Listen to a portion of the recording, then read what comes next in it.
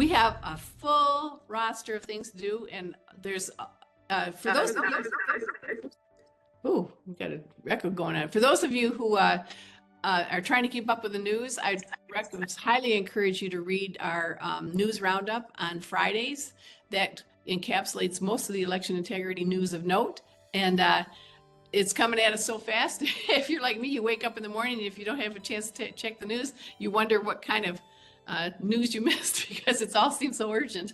So, and it is. It's great stuff happening. So thanks, everybody. I want to lead us off today with Davey. She's going to be talking about, a lot of what we're going to do today is look back on April and do a roundup.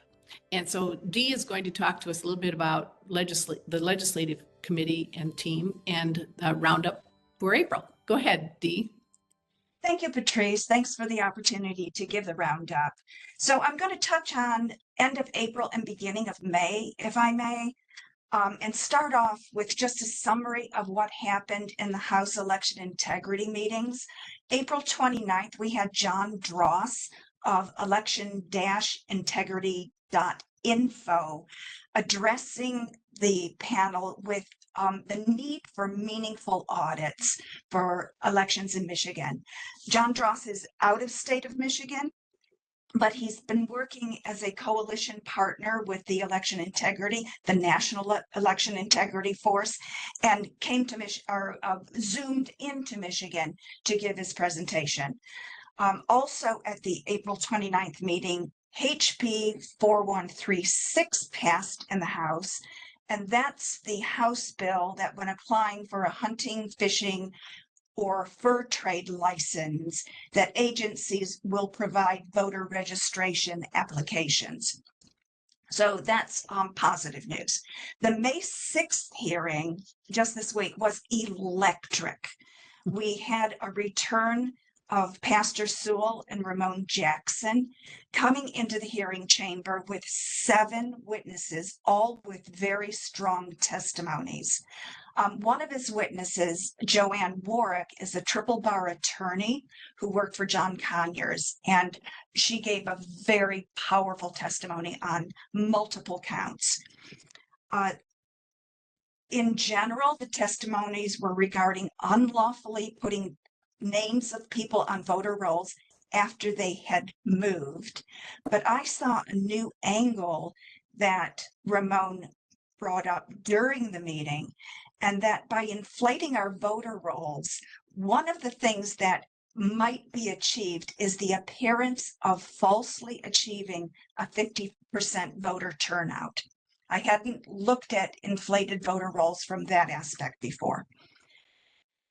The most stunning part of the hearing for me was when Representative Rochelle Smith gave her personal testimony, which echoed the testimonies of the other witnesses in the room. When she was a clerk, she became aware that a family member who had died 20 years previously was put on the voter rolls in 2020. Being registered to vote at her in-laws' house. So she had a personal connection with this dead voter's name. As a clerk, she removed the dead family member's name, only to find out that this past election cycle, that person's name was back on the voter rolls. So she was just supporting from a clerk and the head of the Election Integrity Committee's perspective, the testimonies of the people in the room. Okay, also happening just recently, Patrice sounded the alarm at a federal level on Michigan's HB 4983 through the offices of Rep. Smith, Rep. Fox, DeBoyer, and others. To remind you, HB 4983 goes into effect June 2025. I think it's the 30th or the 31st, depending on how many days there are in the month. But that is the law that was worked on and passed in 2023, where all Michigan government agencies will have an ability, based on the information and data that they have, to be able to register people, including unproven citizens. The kicker in the bill that Patrice has mentioned time and time again is if you are a non-citizen, you have to provide documentary evidence that you are not a citizen to be removed. Patrice penned the letter that our Michigan rep sent to the Department of Justice, raising the alarm. We don't have any updates yet, but this is just one of the many, many ways that Patrice and this organization is now being able to tap into our federal government with our concerns and issues. There's no news on SAVE Act, so I'll stop there. But I'm really delighted that our legislative team supporters is growing. The team is growing. Sherry now has reinforcements at the weekly Election Integrity Committee hearings. Shelly Lake is now a regular attender, supporting Sherry and Jeff Shaper. Lisa Capitini, Judi Bennett, along with longstanding supporter Darlene Hennessy and others, are in the room. So this is really helpful that we as MFEI and PIME are seen to be promoting election integrity in the person. Next, the next couple of hearings coming up in May and June are going to be really exciting. We have Eric Cardall, who will be providing testimony on May 20th. And then Tim Vetter's Deep Team will be presenting June 3rd. That's my roundup. That's beautiful. Thank you, Dee. And it's just refreshing to see so many people from our group going to the hearings and having a presence. So kudos to this team. Thank you. Well done. And speaking of well done, we have Kerri Toloczko here with us. For those of you who don't know, she is the Executive Vice President of the Election Integrity Network, EIN, which we all think of as Cleta's group. And there have been a lot of major changes going on with national working groups and in terms of their structure and focus. So I asked Kerri to join us today to talk a little bit about what's going on. So go ahead, Kerri. Okay, great. Yeah, it's EIN 2.0 time. So I'm going to share a screen real quick. Oh, and Karen, I forgot to call on you. I'm sorry. I'll call on you afterwards. Sorry. Go ahead, Karen. Okay. Sorry, I'm. This is good. It's showing. Okay, you can see it okay? Yeah. All right. Because this is very different for me. I'm trying to go to... There we go. Okay. Are we good? Can you see that, Patrice? Beautiful. Yeah. Okay, great. All right. Oh, no. All right, never mind. I just, sorry. I'm having computer issues this morning. That's the wrong. I'll tell you what, why don't you change that while you're fixing that? I'll call on Karen because I had. Yeah, that's a great idea. Let me find the correct one. I will stop sharing. Sorry about that. It's all me. Go ahead, Karen. What was your question? No, I just wanted to encourage anyone that did not watch Ramon Jackson's testimony on Tuesday to definitely go and watch it. You know, we have had things going on in Oshtemo Township, Kalamazoo County, for the last number of years as well. And I am fully convinced that they are doing the exact same thing over here in Kalamazoo County as that is going on in Detroit. Instead of using individuals that are moving, you know, multiple times, I believe in Oshtemo Township, what they're doing is they're using the students that come for a brief period and they get them registered to vote, and then they move and they're not in and they continue to use those registrations for years to come.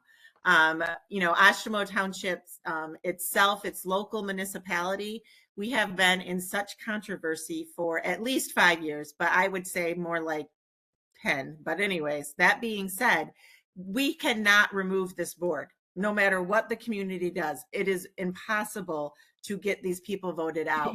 It always flips in the middle of the night. We have, you know, we've ran people on the Democratic side because we were told that supposedly they were, you know, people are voting straight Democratic ticket, and it was supposedly that's the way that it was happening. And so we actually ran people on the Democratic side in order to beat them in the primaries. We still lost. And that is the thing that, you know, one of the things that they were talking about, as far as Pastor Sewell and Ramon, is the fact that, you know, everybody looks around and says, how do these people get elected? Nobody wants them in office. And that is exactly what goes on in Kalamazoo County. And like I said, I believe that what Ramon has discovered is the heart of everything as far as the fraud goes in our election rolls. And I just, like I said, I so encourage anyone to watch it and understand what they're saying and how it is working, not only in Detroit. It isn't a black versus white thing. This is going on I know it's going on in Kalamazoo County. It is, and they are using the driver license registrations, student registrations, however it is, at the Secretary of State's to get these people registered, and then they never remove them from the rolls. They just continue to vote. Thank you, Karen. And actually, if you go back to 2023, Ann Hill wrote the Lights Out report for Michigan for PIME, Peer Integrity Michigan Elections, and documented then the students that were voting from closed dorms during COVID. That had no lights on. It's called the Lights Out report. Everybody check it out, because this has been going on and it's been hard to stop as long as students can register with no photo ID and no proof of citizenship and no checking that they're voting at home or other states. So you're exactly right, and it all needs to be addressed. We'll just keep working on it until we get it fixed. We're in a good opportunity right now. So with that, I'm going to turn this over to Kerri again. And Okay, great, thanks. All right. I got it together now. All righty. So we found a new technological way to do our PowerPoints, and it's completely baffling me. All right, so give me 1 second. All right, see, second time's a charm. I got it all figured out now. Of course, all of you have been involved with us as we're doing EIN.1, which is, the creation of our state coalitions and the creation of our national working groups. I know a ton of you, I recognize faces, have been on tons of our national working groups. We are now going more into an implementation phase and away from a growth and development phase. Now, when I say that, we're still bringing on new state coalitions all the time, but what we're really refocusing on is this, which is the Elections Bill of Rights. Many of you have seen this. I am going to, when I'm done talking, I'll pop the new website in the chat. We're just launching the new website today. It's kind of the dorm for absolutely everything that we do. This Bill of Rights is on the website. This is the short version. It's the 10 principles that not Cleta, not me, not Sharon, but all of you came up with. So last November, after the election, we asked all our state leaders and our national working group leaders to identify vulnerabilities and problems that they saw. We took all of that and we worked with Cleta spearheading it to create this Elections Bill of Rights. We sort of paired that with some polling that our friend Scott Rasmussen did on how people feel about election integrity issues. And if you look at the numbers, I'm not going to go through them all, but if you look at the numbers here, it's pretty obvious that everybody's with us. I mean, this is bipartisan polling.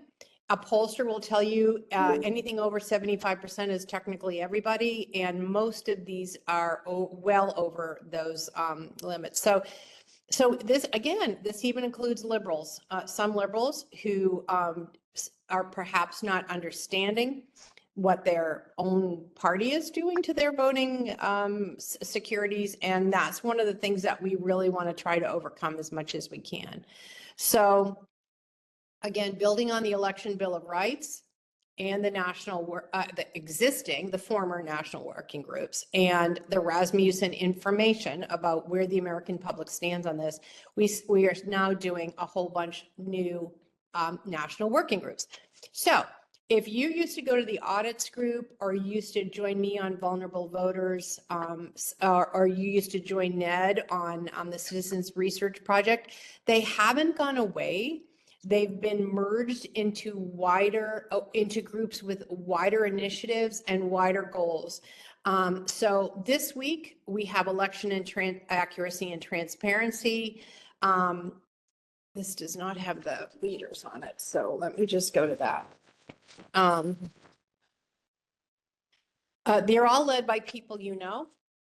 Some of them, we have Kathy Harms and Ned Jones and myself and Heather Honey running a bunch of these. So they're all familiar faces. Election Day and ballot security is also a great one. We hope you'll join that. And then protecting military voting. Just before I came over here, I was on the protecting military voting one. And it was just terrific. So that goes back into so we no longer have a quote unquote UOCAVA national working group. Now it's turned into, protecting military voting for a number of reasons. The ones we have coming up next week, and again, I'll share with you our new website and the direct link to sign up for these. Voter eligibility and voter rules, a greater expansion of making sure that people signing up are eligible to vote. This includes college students, I might add, making sure voter rolls are clean, the usual stuff, banning third-party election interference. So for a while, this is sort of the next iteration of NED Citizens Research Working Group, and we're expanding its mission. A lot of people don't understand, and I get why. A lot of people don't really understand the national popular vote movement, which is wants to overturn our electoral college. Why that is so bad for them to do that. So we're expanding that in there. There are a lot of foreign billionaires funding ballot initiatives all over the country. We're putting that in there. So there's a whole bunch of stuff there that's sort of new. And again, the expanded edition. The citizens only in American politics and voting. Again, I used to run the Only Citizens Voting national working group. I think a lot of you have probably been on that. Now we're going even further with that. And then the last one is the one Jim Womack runs, which is election technology and security, which is going to go into even more detail about elect tech, as we call it. Sorry, I'm so unused to the software of a screen in my face here. So this is just how we've mapped it out. And again, I'm not going to go into this in gross detail, but you can see on the far left was sort of what we call the 1.0 working groups. And then the next line is the Election Bill of Rights principles. And then the third over on the far right is how we've turned those principles into new national working groups, and how the old national working groups, again, are not gone away at all, but are now merged into the new ones. So, we really need you to help us with this. We need you to join the calls. I know that, I'm going to stop sharing now. I know Patrice has been terrific about sending out notices about all our national working groups and everything that we're doing. Your groups, Michigan, Nevada, Massachusetts, wherever we have state coalitions, all of that is the feeder. It is the foundation of all the national working groups. So they're equal in our eyes, the importance of the state coalitions, as well as the importance of the national working groups. But we find our national working group attendees from the state coalition. So I am done with all that. I will pop into the chat, Patrice, the list of the national working groups and the new website. Now I'm going to tell you that the new website is about 99% fixed, but we still have some bugs in there. So maybe I can come back next week and just sort of walk through the website with you, because it really is the dorm. It's the home front for what we're doing. But I will pop that in the chat, and I will put a link in there so that you can join the new national working groups. And obviously we would be absolutely delighted to have you. So that's it. That's kind of it. Thank you, Kerri. Appreciate it. We're looking forward to it. And it's always a pleasure working with you. Oh, same here. So next up is Judi Bennett. And Judi is going to be talking to us about FOIAs. And it's so important because next Tuesday, we're going to be releasing a report that is going to knock the socks off of the municipalities in the state because we've got information, data collected over a number of years about the imbalance of election inspectors, as well as keeping track of the whole FOIA process and those who are not compliant with federal law. So at the helm of this really is Judi Bennett. She's the one that compiled, created the FOIAs, and then she tracked them bit by bit, every response, every date. And so just as a little bit of prelude to what's coming out next week from our group, I asked Judi to join us today and talk to us about the job she's been doing with FOIAing. So share what you can with us here, Judi. Thank you for all you do, by the way. Yeah, thank you very much for having me, Patrice. I'll try to make this quick.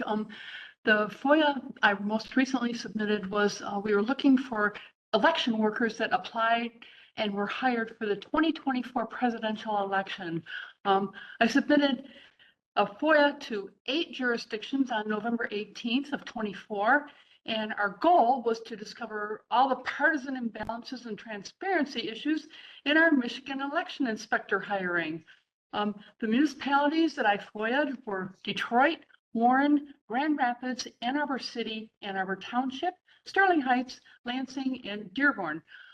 All jurisdictions responded with the exception of Grand Rapids. And so we never received any data from Grand Rapids, although when I questioned or sent the FOIA to Grand Rapids, they asked if you would be willing, I would be willing to pay a $50, greater than $50 monies to have them do the FOIA. And I said, absolutely, no problem. Well, we did that and never heard back from them. The data that I received, I haven't got obviously all the data, but some of the percentages we divvied up Republicans versus Democrats, because those are the biggest imbalances that we're seeing. So for the city of Ann Arbor, the Republicans totaled 19.1% and the Democrats totaled 78.7%. So big disparity there. In Detroit, Republicans were at 12.1% and Democrats were at 71.7%. Dearborn, Republicans were 21.3% and Democrats were 60.5%. Lansing, 36.3% were Republicans and 61.9% were Democrats. Sterling Heights, this was the only municipality that actually follows the law, and their disparity was non-existent. They had 48.3% Republicans and 48.3% Democrats, which was very interesting and kind of nice to see. City of Warren had 32.3% Republicans and 65% of Democrats. Ann Arbor Township, I only got minimal data from Ann Arbor Township, and the Republicans totaled 44% and the Democrats totaled 55%. So there's an obvious imbalance in all of these jurisdictions with the exception of Sterling Heights. This violates Michigan laws like MCL 168.674 and MCL 168.679A. So there's a big endeavor, but some of the municipalities, we received data back very quickly, and that was nice. So that's about it for me, Patrice. If there's any questions, I'd be willing to answer those.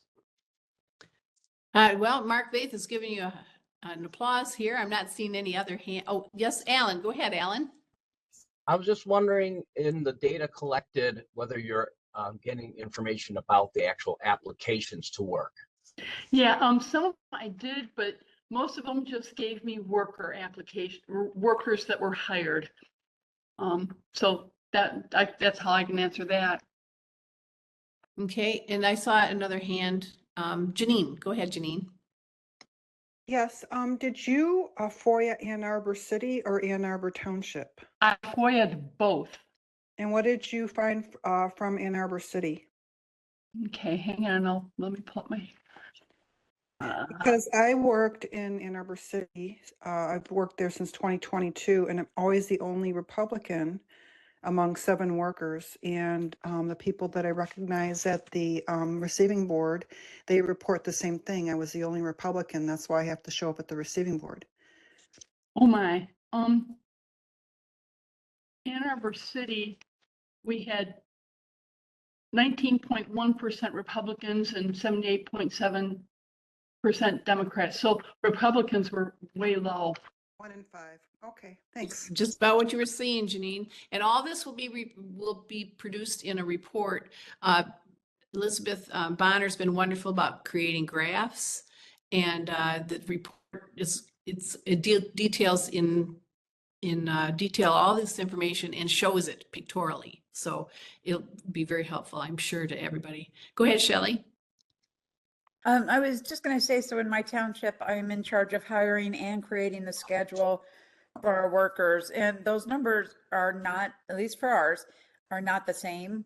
So I maybe have 50-50 on my hiring list. However, my schedule is typically sometimes 2 to 2 per day, but sometimes 3 Republicans to 1 Dem. So I'm just saying that you could have a completely different list of those you hired compared to those you actually worked. Right, understood. Right. Yeah. Go ahead, Great Judy. job, Judy. Yes. Great Thank job. Go ahead, Judy. My question is this report submitted to the Secretary of State? Or can it be?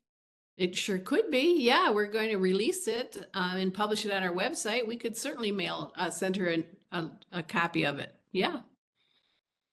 It's a very maybe good point. state in there the law that says that you have to have equal number of Republicans and Democrats. Sure. I thought we What would are you certainly gonna do send about it to other parties too, because I think it's I think there's the idea that everything is factually based is going to provide fodder for existing suits, as well as it could be ammunition for new ones too. So I appreciate that. Yes, good idea. Good Excellent idea. idea. Are there any other hands up? Am I missing a hand at all? Okay. Just very quickly. Lisa Brown, who's the clerk of Oakland, and also a couple other clerks within Oakland County, says they have we have to, they're looking for people like, for example, Democrats to work in North Oakland, which is heavily Republican, and Republicans to work in South Oakland, which is heavily Democratic. So there's, a pool of applicants they're looking for. So we have to make sure, if you will, that there's a base of names that they can draw from. That's one of the good things that we came out of the lawsuit when we sued the city of Detroit for equal representation. We have to provide them the fodder, if you will, or the pool in order to draw names to work the elections. Just let me correct that a little bit. We don't have to provide anything to them. That is their responsibility. We can provide that as an assistance to them, but it's their responsibility to achieve parity. And they can get parity from anybody in the state. They don't have to live in that jurisdiction, as you've pointed out. So I think it's interesting that they say, well, we don't have people in our area, or you didn't send us enough people. That's not our problem. We'll help as much as we can, but bottom line, it is their job and their legal duty to get parity. So Point well taken. Thank you. It kind of strikes a nerve with me. Go ahead, Karen. You're muted. No, I was just going to say that I totally agree with you as far as that goes, but I will say that when you have a group of disenfranchised voters, that, like, again, in Detroit, here in Kalamazoo County, it is really hard to get people to come and actually volunteer. I mean, not volunteer, to even to do it. Like, again, that's what you struggle with when you have people that are in a place of saying, it doesn't matter what I do. And I think that is, again, educating people and getting the workers and the list together of people that are even willing to do it. And I do say that I do think that, you guys, because this is how I got involved, is the fact that it was your organization that was seeking out to get those people to go and actually get hired in Kalamazoo.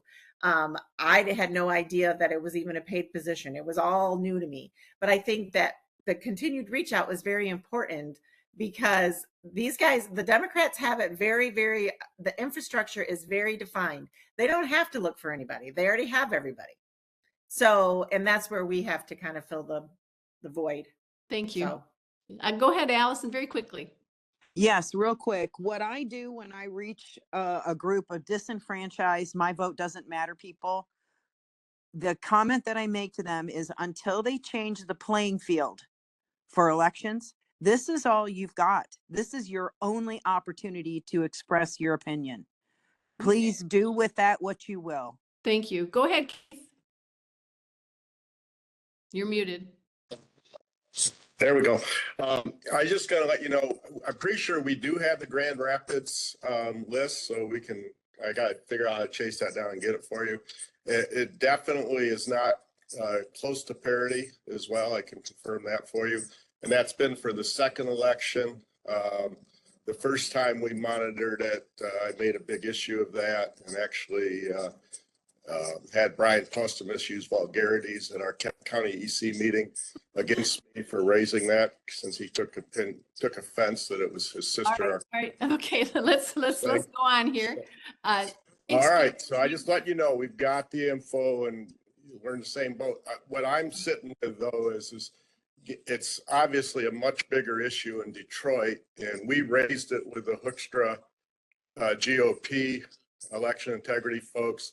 They did not do anything as well. So what we're hoping is you now guys, with this documented report, with the detail that we're going into, that we will have the ammunition that anybody needs to take and do something with it now. It's all prepackaged. well, we had that. That's what I was saying. It hadn't been done. It hadn't been done. And I just assumed they would, folks were going to fix Detroit first. So that's why we haven't gone any further. Is obviously it's a bigger issue in Detroit. So thanks, Keith. Go ahead, Aaron. Yeah. Go ahead, Aaron. Yes, I have the list for St. Clair Shores, and I was just wondering if there could be a link so that I can send it so all of the information's complete. There's parity in St. Clair Shores, but I put it in the chat. I'm following the St. Clair Shores double voter cases. I have all the court transcripts and everything, but it's more of the new trainees at the EPP stations. Yeah, that were problem. Thanks, Aaron. If you just want to send it to Judi, that would be great. And Judi, you take it and work your wonders on it. Okay, Judi? Okay, thank you. I can do that. Yes, ma'am. Thank you. Judi Bennett. Thanks. Okay, let's move on now. We've got, 5 more people we need to speak here. Kristine, Kristine is going to give us the wrap up for April from the communications team. Go ahead, Kristine. Well, this is a great time to do a roundup for communications because we just had an analytics report in our committee meeting on Tuesday. So in the communications committee, we are very focused on data. And so let me take a moment just to a shout out to Patrice and Judi for the work they're doing in compiling detailed evidence that is just indisputable.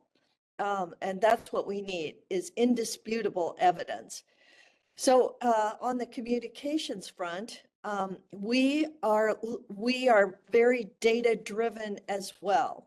So, and I want to mention that just because monitoring performance and analyzing where we stand on different activities is just sort of basic to how Michigan Fair Elections conducts business. So for example, on Tuesday, we had a detailed report about who is coming to our website, who is looking at our articles, which articles have gotten the most attention, where they're coming from, if they're coming from Facebook, if they're coming from the email that people receive in their boxes, if they're coming from Facebook and so on. So we've just started that.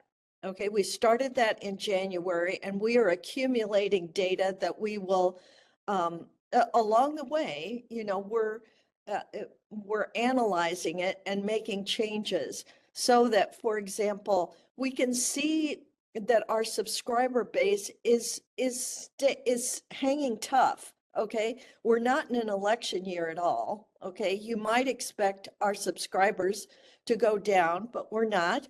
We're hanging tough, but we're interested in how to build our subscriber base. And so seeing that we're sort of hanging even, one of the things that we're doing is we're updating our website. We're going to make our website more accessible, more interesting. So we'll be rolling that out, we hope. We thought maybe by the mid-May. That is obviously not going to happen. I'm guessing it's going to be more like the 1st of June. But my main point is we are, next week, we're going to be looking at social media. We'll be looking at analytics on our new social media push. So we have a baseline. We know where we started on social media, and we're going to be measuring how which one of our platforms is getting the most traffic. So I just wanted to emphasize that we are very data driven. We're interested in how we're doing, and that's how we are making decisions about in the communications team. So thank you, Kristine. Great job. Great report. And, people can argue with your political views, but they can't argue with the facts so much. So that's why we try to start with the facts to support our arguments. Thank you. Mhm. Or to support whatever the truth is what it is. Yes. Thank you. Phani Mantravadi. All of us know Phani Mantravadi, I hope, by now. He's the founder of Check My Vote, co-founder of Check My Vote, along with Tim Vetter. And Phani is here today to bring us up to date on Check My Vote. Go ahead, Phani. I saw you come in. I hope you're still here. I'm here. Thank you, Patrice. Thank you. Always good to see you all here in this wonderful Thursday News at Noon meeting. And I have great news today that we have launched the new Check My Vote version. It's going great. A lot of the volunteers are using it and sending me some feedback. And most of the fixes here have turned out to be largely cosmetic, but I'll just share my screen and show you some really cool things that you could do. And it's much easier now. That's why I'm going to show you this, because in the past it was kind of a little difficult to use, as we continuously try to improve. Now let me just pull up this screen and then show you for a second. It'll show you some stuff that you don't want to see. It's all like program stuff, but I have to pull my window down here. I've been doing some work here with the FOIA So stuff. what we're seeing here is a glimpse into Phani's mind. Oh yeah, that's the radar into what powers Check My Vote. That's all the code behind Check My Vote, all 78,000 lines of code. Woo-hoo. So here is the new version. Actually, you know what? If you go to www, when I say new version, nothing changes in terms of the using of the website, because earlier when you hit www, it used to take you to Michigan, and then you had to go to Tennessee and Ohio with a separate link. But now it takes you to the main portal where you can actually see 3 states highlighted, which are where we're operational and live in. And you'd click Michigan, and if you're on the phone, this map won't show because it's too big. So you click Michigan, it'll take you to this. And I'll take you right to an example here that we'd enjoy seeing, because this is one of the most bizarre examples we see at this address. And how you notice the address typing is so easy now. You type 6 letters and it'll automatically populate the full address. So you don't have to type a county and all these things. And now it's like snippy, So you click this clipboard, it could show you some details about this case, right? I'm going to show you. Check out the year of birth. Maybe I'll make it bigger. This individual was born in 1850. He's a Civil War veteran. Okay, and he's in the voter rolls as of the May 1st voter roll, May 1st, 2025. And look what we see here. November 2020, at a ripe old age of 170 years old, we do the math between 1850 and 2020. He's 170 years old. He voted. Okay. And as you go down, you'll see that this person voted absentee up until, it is recorded as having voted absentee as of February 24. As we all know, they chipped away at transparency by telling us they won't give us any voting method data anymore. I guess this person voted absentee because he was too old to walk to the polls. But But we have this as a transparency as an issue, and I was hearing everybody speak earlier on about FOIA and transparency. So I was putting together this chart of my own experience with FOIA, because a lot of the obstructions with FOIA happen in 3 different ways. Straight up unjustified redactions. Number 2, obstruction and entire denial of the FOIA request itself, not based in actual reason or fact. And I can harken back to the Jonathan Brader's memo, where it basically he cites some example, which I want to bring up in my testimony on Tuesday at the MI House of Legislature. I'm going there to provide a testimony on everything that I've uncovered, and together with the volunteers' help, obviously. Now, this FOIA fees just simply shows you how the absentee ballot data has been growing constantly, doubling each time. Midterms of 2022, we had a fee of $200, and August primary I paid $300. November 2024, $790. Where is the end game with this? Are they really trying to get it to be so expensive that people can't get this data? It looks like it, if you kind of plot the trajectory of where we're headed. So we've got to nip this in the bud and see, like, you know, they're throwing everything at us in terms of curbing transparency. So that will be my central theme for for my presentation. And obviously, I'm going to go through this agenda over there. I'm going to talk about how important transparency is, because without transparency, you don't have public trust. And when you don't have public trust in election outcomes, it's they're not likely to support any policies. They'll be tuned out, and it's not a good, healthy republic if that's where it's going. And it looks like all the examples I've got in terms of whether it is FOIA fees or whether it is transparency issues that we're talking about, or whether it's irregularities itself, like the one I showed, who voted absentee in the 2020 election at age 170. It is all pointing back to lack of transparency rooted in the questions that have been raised, and it comes to the irregularities. If the elections are all up and up, or on the up and up, just as Jocelyn Benson claims, then why not show her work? Why not show the cards and say, here is why the elections are safe and secure? But instead, we get obstruction of FOIA requests, we get denials, we get exorbitant fees for simple public data record requests. And this only raises more questions. So it is important to use FOIA as our tool to obtain all publicly available records. And if there is unjustified denials, we do have some brave lawyers working on a FOIA law specifically. And my lawyer, Tom Lambert, has been here on this call before. He's a great advocate of FOIA, and he has helped, and he's so swamped with the work because he's been helping many people with their FOIA requests. And our show next week too, by the way, Phani. Oh, fantastic. That's great to hear. I always like to hear him speak. He's so calm and reasonable with respect to the law. He's very well versed with every little detail of how the law works, FOIA specifically. So, and I'll finish off my testimony there and how people can help using Check My Vote. And it's much more easier. There's volunteers who can actually utilize all of the tools that are behind the login wall, because we don't want to expose individual information out into the open. But all the features from before are there. It's just an easier layout, better website. Works well on the phone too.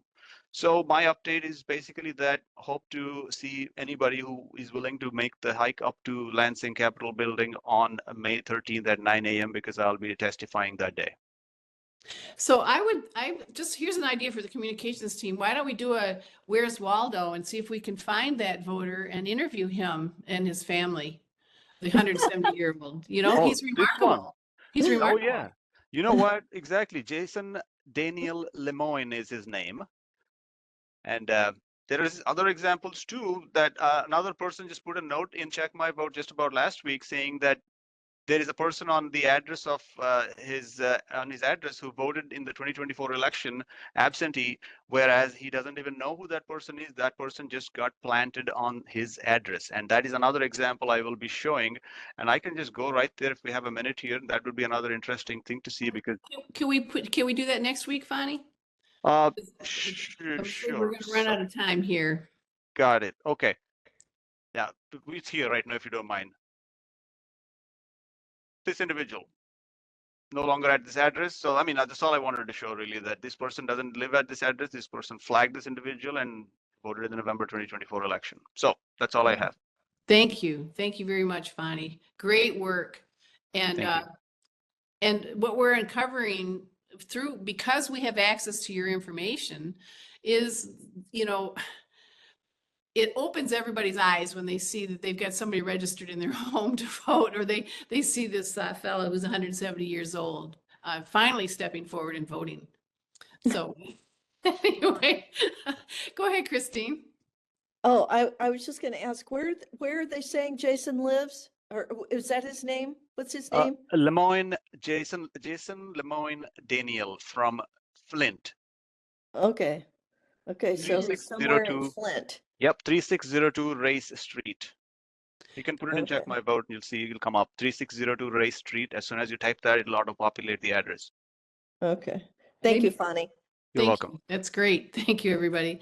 All right. And speaking of helping getting the voter rolls clean, Shelly Lake is our state clerk advocate. And what that means is Shelly works with the counties to have one point person be the interactive point with the local clerk, so that once the team, Souls Rolls team, finds the data, finds the dead people, finds the college students that are now 80 years old and living in dorms, allegedly, then to have them taken off the voter rolls, that person works then with the local clerk and speaks their language, establishes a relationship and works with them as partners. So I asked Shelly to join us today and talk to us about the Clerk Advocate Program. Go ahead, Shelly. Well, thank you. I wanted to first apologize for it really getting off the ground slower than we all had hoped. But here's where we're at. So out of the top 20 counties that were identified for me by MFE, we requested from the county clerk all of the clerk's data for every jurisdiction within that county. Out of those 20, 15 have fulfilled them. 6 of those counties with all the jurisdictions, I still need to do data entry. So if there is anyone who loves data entry, I can send you the file, but otherwise I'm going to keep plugging along. We have added 2 counties that were not on that list and have got all of their jurisdictions. Both of them have a leader, which is good. It's Ione and Barry, but through doing this and reaching out to the county clerks and their deputies, I've met 5 very friendly clerks and deputy clerks, counties, who are feeling very positive about what we're doing. So that makes me feel very good. Kent County, Alan has agreed to help lead that until we can,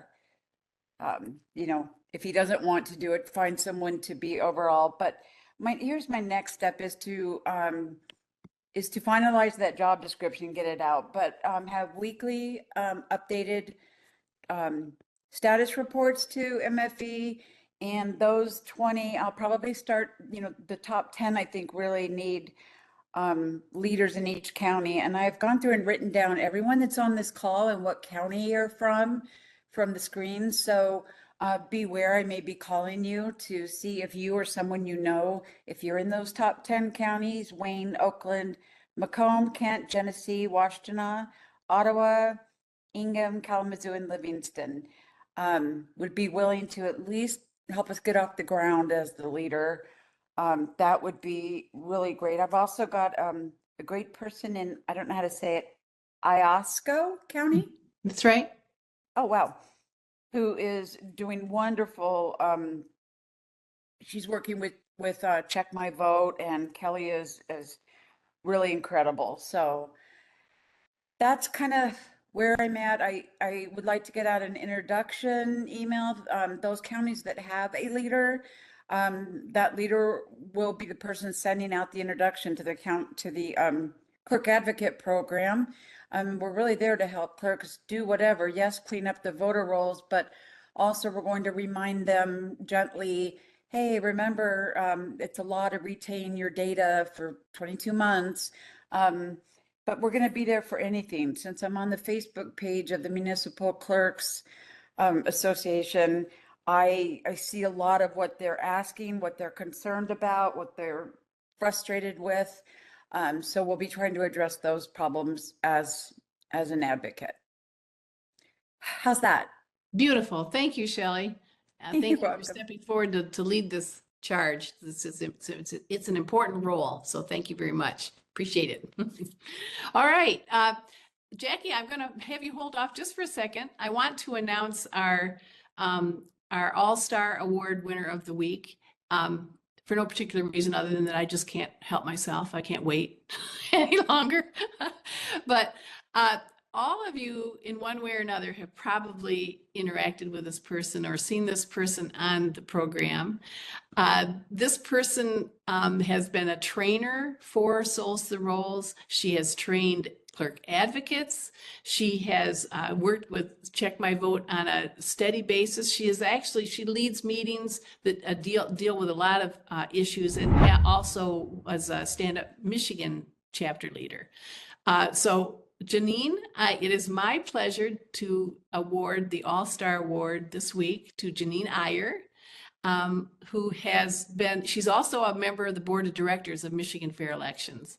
And Janine doesn't ask for any compensation. She doesn't receive any compensation. She just works diligently above and beyond doing the duty of a good citizen. And we're very grateful for all that you do. Janine, would you like to say anything? You take that down if you would, please, Jeff. Oh, just thank you, Patrice. I appreciate the recognition, but you know, we just do what we have to do, right? Because we love God and country. Thank you. Uh-huh.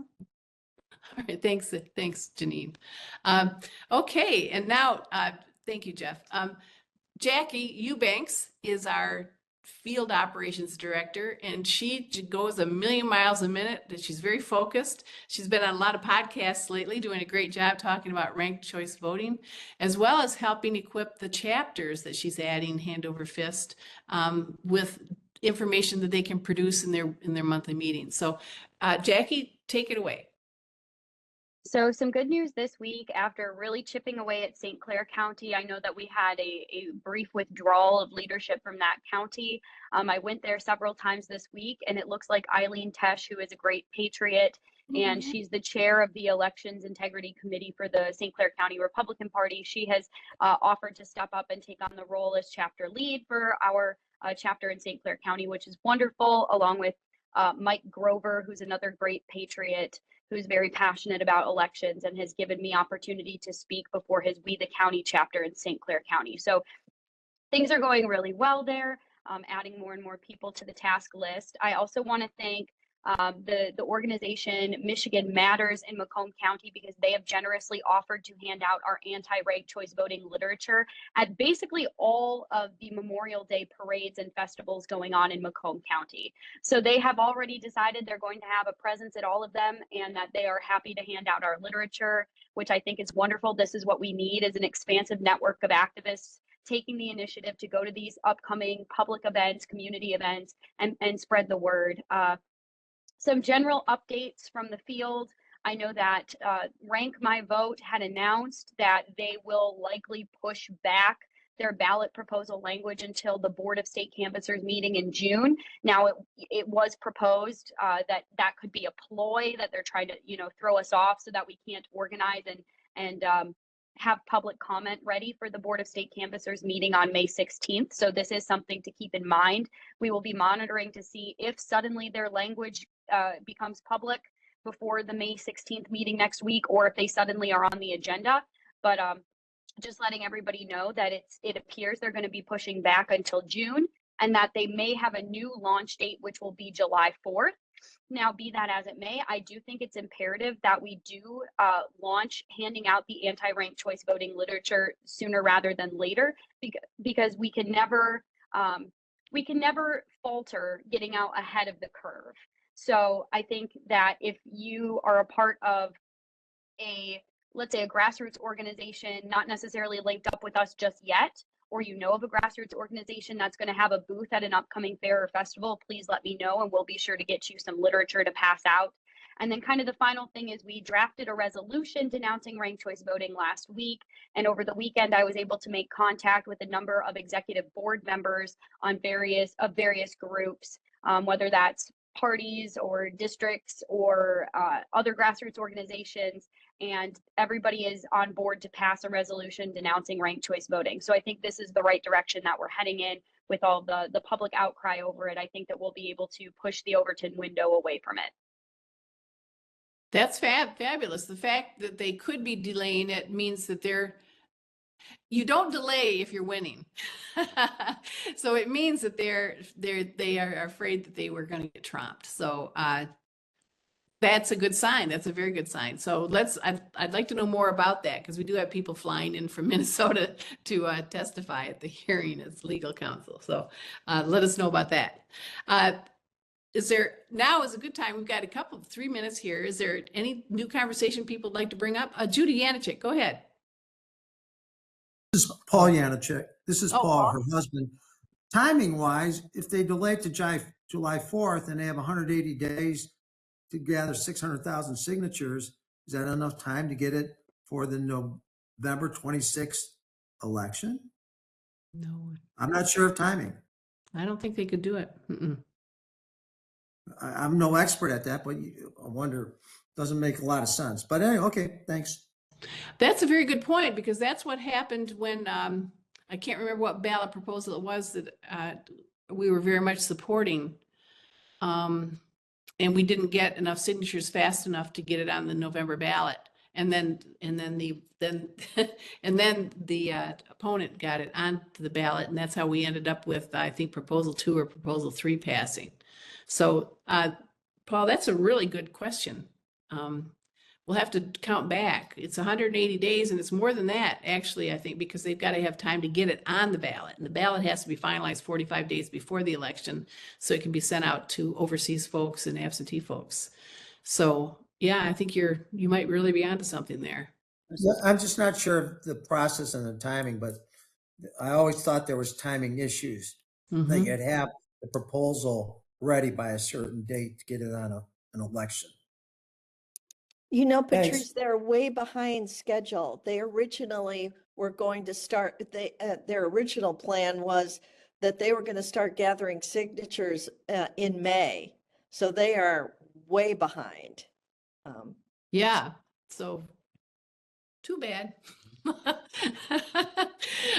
Which actually brings me to another question. I saw in the chat people were talking about 2 ballot proposals for citizenship, requiring citizenship ID. Does anybody know or wanted to speak to that issue? Dee, go ahead. Thank you. I spoke with Rep. Posthumous last Monday about that issue. He's totally aware of it. He is taking proactive action to work with this other group and get it quashed. He did share that this other group was given the opportunity to work with Rep. Posthumous on our Prove It Michigan proposal. They never, they were given multiple opportunities and they did not respond. But he also suggested that he is trying to get this squashed through federal cooperation and the Doge and Elon Musk team. That'd be interesting to see how that could happen. But yeah, I don't know. That's just what he told me. Okay. So for sure, you don't want to end up with 2 similar ballot proposals that people would divide their votes on, unless they voted, the same way for both. But it could divide and could be really bad. So let's stay up on that one. That's an important one. Any other matters we should be thinking about and addressing? Go ahead, Chris. Hello? Yes. Okay. Yeah, I was at a city council meeting in Taylor last night, and the illegals, that issue came up, and there was a couple there, and the husband was a legal non-citizen, and he was against illegals voting, and he was actually for deportations and whatnot. But he showed me his ID. I had never seen such a thing, or I didn't know that existed. So just like for poll workers and people who have to see ID, like me, yeah. So maybe expect that. I had never seen one before, but he was perfectly qualified to vote. So you may know that already, but I'm just saying I hadn't known that. So that's out there, that kind of ID. Okay, thank you. Thanks. I'm a little confused by that because if he's a legal, if he's a legal immigrant here, that should not give him the right to vote. He was born in another country. He came here really young, and I don't remember if he was a toddler or a teenager, but he was really young, and he never got his American citizenship. He's proud to be, I don't know what country he came from, but I say it's some Latin place. He looked like, maybe I don't know, he was Latino kind of looking. And so he just never had to get a legal citizenship here. He's a dreamer.